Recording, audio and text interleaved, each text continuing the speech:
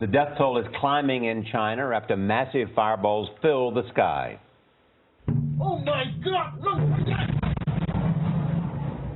A series of catastrophic explosions ripped through a warehouse holding toxic chemicals.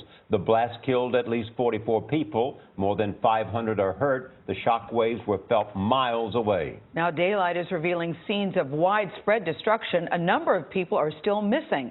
Seth Stone is in the disaster area in Tianjin, that's southeast of Beijing. Seth, good morning. Good morning. Among the dead are at least a dozen firefighters. Many more are still missing. You can see the fire is still burning behind me. These massive explosions had the power of 3 tons and 21 tons of TNT, and they ripped through this industrial zone where toxic gases and chemicals are stored. The explosions turned the night sky a vivid orange. First one ball of fire and then another, even bigger blast. Shock waves knocked people off their feet. Surveillance video shows doors blowing back into this man. Hospitals were inundated with hundreds of wounded, some staggering around, stunned. I was actually quite far from the explosion site, this heavily bandaged security guard said. The explosions were sparked from a warehouse for hazardous materials.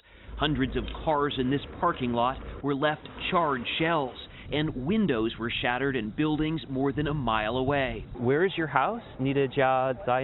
Pointing to his apartment, this man told us he was petrified. Your windows were blown out. Can you describe the explosion?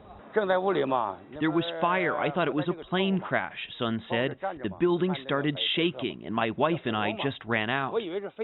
More than 12 hours later, the site is still burning, and you can see the smoke billowing. We're seeing gray, black, and white smoke, also some red smoke because of all the chemicals.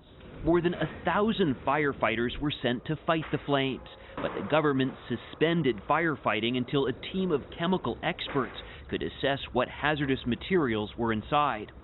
Some pictures and posts about the blast have been censored on social media inside China, as authorities here try to control the narrative. We're just trying to shoot in front of a hospital. We're not trying to do that much, but as you can see, the police here are trying to stop us from shooting. This is what it's like covering a story here in China. Eyewitnesses say the explosions felt like earthquakes.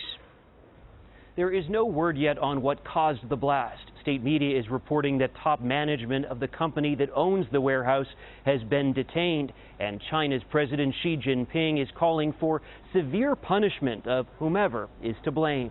Christine? Real tragedy. Seth Stone in China, thank you.